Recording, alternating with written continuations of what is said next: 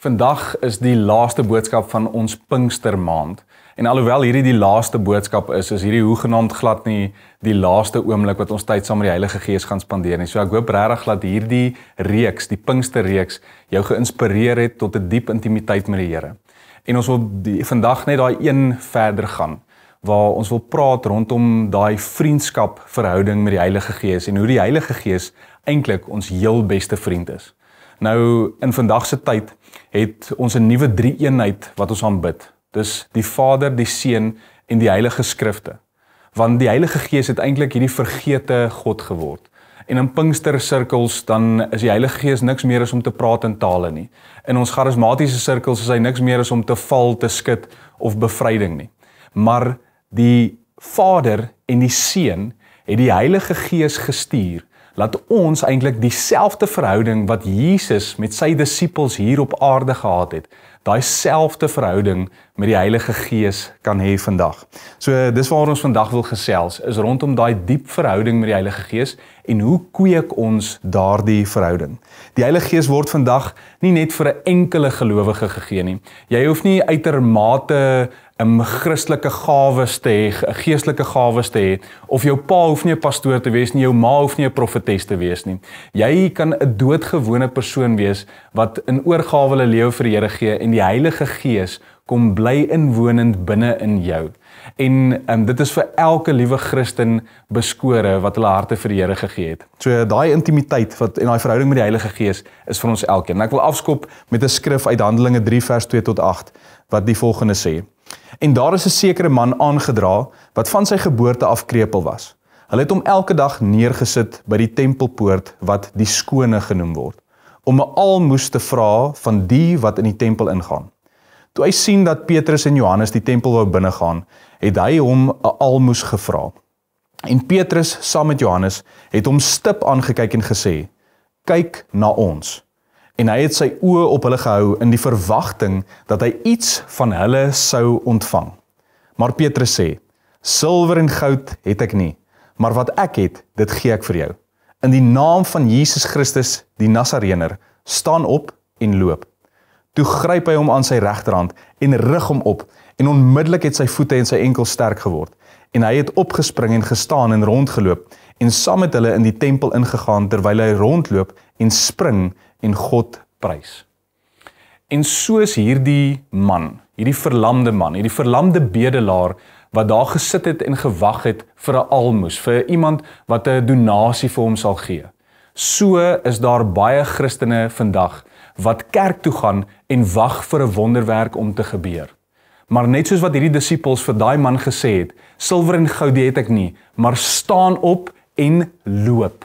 Net so het ons as Christene die verantwoordelikheid om op te staan en te loop. So dink vir 'n oomblik, jy en ek is gebore. Ons is nie gebore sonder bene nie. Maar ek het nie geweet hoe om my bene te gebruik nie. Daar het 'n tydperk weggegaan. Ek is nie gebore en ek het van die hospitaal afgeloop huis toe nie. Ek het moes leer om met my bene te werk. En ons as Christene moet leer om ons bene te gebruik. En ons moet eintlik leer om te wandel in die Gees. Dis ons eerste punt waar ons wil gesels, is ons het nodig om te wandel in die Gees. Galasiërs 5 vers 16 sê: Maar ek sê, wandel deur die Gees, dan sal julle nooit die begeerlikheid van die vlees volbring nie. En elke liewe Christen het die Heilige Gees, maar ons moet leer om te loop met die Heilige Gees. Ons moet leer om te wandel in die Heilige Gees. So ons het nodig om daai diep verhouding te kweek, en die eerste ding wat ons moet leer is om te wandel in die Gees. Laat ons nie Sondag na Sondag opdaag en wag vir 'n wonderwerk nie. Ons leer loop.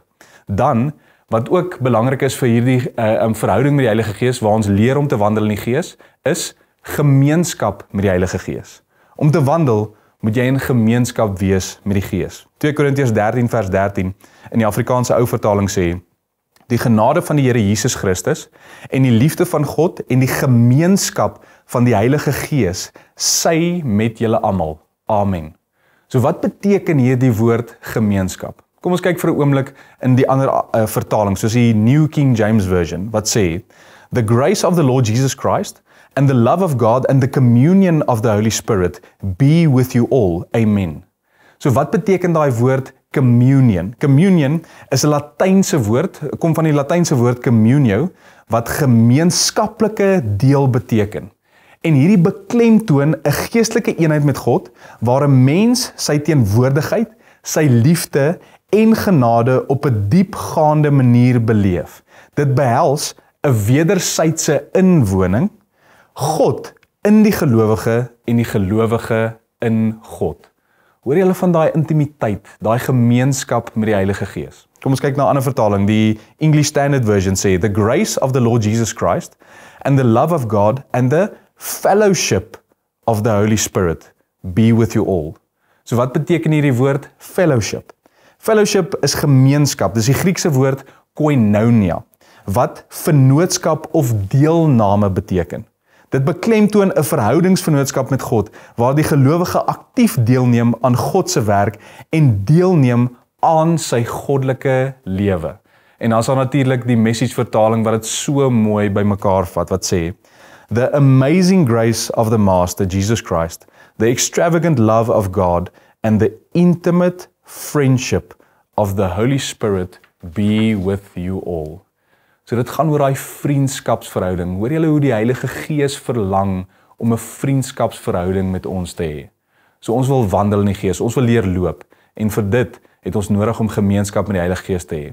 En hoe werk hierdie gemeenskap? Dan kom ons by die volgende gedagte, waar ons moet leer om te praat met die Heilige Gees.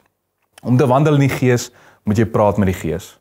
En 'n vriendskap kan nie gebou word as twee nie tyd saam spandeer. Tyd maak om af te sonder, om mekaar se harte te ontdek, om tyd saam te spandeer nie. So as daar nie 'n oomblik in jou lewe is, wat jy nie meer die Heilige Gees net sien as 'n duif, 'n wind, as olie, as krag of 'n asemrowende gevoel nie, dan sal jy nooit leer om met die Heilige Gees te praat nie. Ek het nodig om na die Heilige Gees te kyk as meer as net krag, wind, olie, duif of 'n goeie gevoel. Die Heilige Gees is 'n persoon net soos Jesus Christus.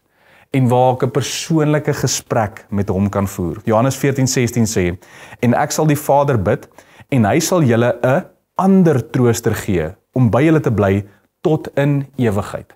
En as ek gaan kyk na hierdie woord ander, dan beteken dit eintlik, ek gaan vir julle een stuur, wat 'n ander van dieselfde soort is. Nog een van dieselfde soort. So hierdie is eintlik soos om by 'n koffiewinkel te gaan sit, en ek het 'n cappuccino bestel. En as ek daai cappuccino klaar gedrink het, dan vra ek vir die waiter, wanneer hulle terugkom, dan sê ek, "Sal jy vir my nog een van dieselfde soort gee? Sal jy vir my nog 'n cappuccino bring?" So as Jesus gesê het, "Ek stuur vir julle 'n ander trooster, nog een van dieselfde soort," dan is dit hierdie Heilige Gees, wat net soos wat Jesus tyd spandeer en gesprekke gevoer het met sy disippels hier op aarde, het ons die geleentheid om te praat met die Heilige Gees. En dis eintlik waar ons by die ander ding kom, wat 'n uitdaging vir ons is as Christene. Want as ek wil wandel in die Gees, om te wandel in die Gees, moet jy hom hoor.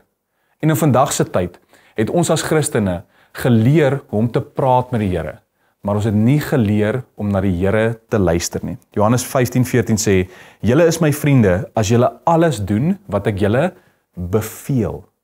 So daar's opdragte wat gehoor word, waarop ons moet reageer. Johannes 16:13 sê, "Maar wanneer hy gekom het, die Gees van die waarheid, sal hy julle in die hele waarheid lei, want hy sal nie uit homself spreek nie, maar alles wat hy hoor, sal hy spreek en die toekomstige dinge aan julle verkondig." So hierdie herinner my eintlik van hoe ons lewens moet lyk. Dit moet eintlik dieselfde wees as Samuel, die profeet Samuel, in die Ou Testament, waar hy hoor hoe God hom roep. En hier by die derde keer, dan reageer hy en hy sê, "Praat Here, u dienaar luister." Praat Here, u dienaar luister. En dis hoe ons moet reageer op die stem van die Here. Here, praat, want u dienaar luister. En jy kan gehoorsaam wees net as jy gehoor het. So ek het nodig om by die Here te hoor en ek reageer uit gehoorsaamheid op dit wat hy vir my sê. En as ek dink dat die Here nie met my gaan praat nie, hierdie is nie vir my beskore nie, is dit 'n leuen van die vyand, Want dis eintlik maklik om met die Here te praat en is maklik om die Here te hoor.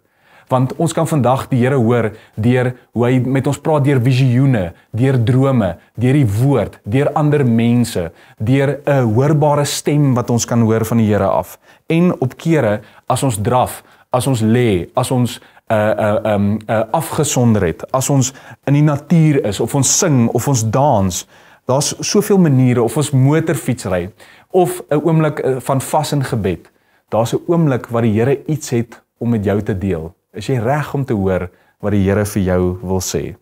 En dan kom ons by die volgende punt, wat so mooi is, waar die Heilige Gees geniet dit om tyd saam met jou te spandeer. Die Gees geniet jou wandel met hom. Psalm 149 vers 4. Die Here se kinders gee hom groot plesier. En die waarheid is, dat as die Heilige Gees dit nie geniet het om saam met my en jou tyd te spandeer nie, watter magtige straf sou dit nie vir hom gewees het, om van Pinkster af, tot en met die wederkoms van Jesus, tyd met jou en my te spandeer, om met ons afgeskeep te wees nie. En daar's 'n dame met die naam Barbara Reini, wat dit so mooi verduidelik. Sy sê, just as God, the Father, delights in us, his children, so the Spirit delights in hearing from us. He listens to our challenges, our prayers, even our questions and doubts. This is how we experience God. So dan vra jy, hoekom moet ek wandel in die Gees? En die waarheid is, dat jou wandel met die Gees is jou deurbraak. Kom ons gaan kyk weer na Galasiërs 5 vers 16. Maar ek sê, wandel deur die Gees, dan sal julle nooit, ek sê weer, maar wandel in die Gees, dan sal julle nooit die begeerlikheid van die vlees volbring nie. So hierdie noue verhouding, hierdie vriendskapsverhouding met die Heilige Gees, is my en jou deurbraak rondom daai sondige goeders van hierdie wêreld. Daai verslawing, of daai sonde wat 'n houvas op jou het vir soveel jare, wat jy net nie meer kan vryspring nie. Die Heilige Gees, daai verhouding met die Heilige Gees, is my en jou deurbraak. En die Heilige Gees het 'n diep begeerte om daai verhouding tussen ons en God die Vader te herstel. En hierdie sluit in om ons te red van die dood. Ons sien dit in Johannes 16:8. Of om jou doel op aarde effektief te kan uitleef. Handelinge 1:8. Of om God se hart oor die mensdom te leer ken. Johannes 16:13 tot 15. En om my en jou voor te berei vir die ewigheid. Ja, daar's 'n plek wat die Here vir ons het. Hy berei ons voor vir die ewigheid en ons sien dit in 2 Korintiërs 1:22 en Romeine 8 vers 9 en 14. So as ons deur hierdie gedagte gaan, dan sien ons daar's 'n plek wat hemel genoem word. Daar's 'n plek wat die Here hê ons hom moet ontmoet. Daar's 'n plek waartoe ons wil beweeg. En ons wandel in die Gees. Die Gees is die een wat ons soontoe vat. Ons moet leer om verhouding met die Heilige Gees te hê. Ons moet met hom kan praat, en ek kan met hom praat deur dit te skryf in 'n joernaal. Ek kan boodskappe vir die Here neerskryf, ek kan vra vir hom vra, en ek kan wag om te hoor en te sien dat God 'n intieme verhouding met my en jou wil hê. So ek wil julle uitdaag in hierdie oomblik, en vir jou vra, of jy nie vir die Gees van die lewende God wil vra, laat jy sy beste vriend wil wees nie. Kom ons bid saam. Here, dankie vir u woord en vir u Gees, waar ons het u so nodig, en veral in hierdie tyd, en laat ons dankbaar kan wees, dat hierdie 'n God is wat 'n lewende verhouding met ons wil hê.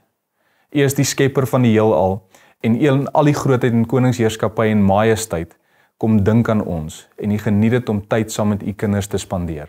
Ek bid vir elke liewe een wat hierdie boodskap hoor, dat ons sal leer om in gemeenskap met u Gees te wees, om met u te praat, om u te hoor, om in gehoorsaamheid te reageer, en laat ons daai tyd saam met u geniet. Laat ons op 'n plek kom waar ons nie meer net probeer om reg te lewe nie, maar laat ons naby aan u sal lewe.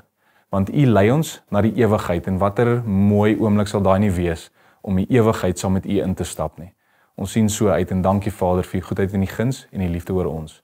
In Jesus naam bid ons dit. Amen.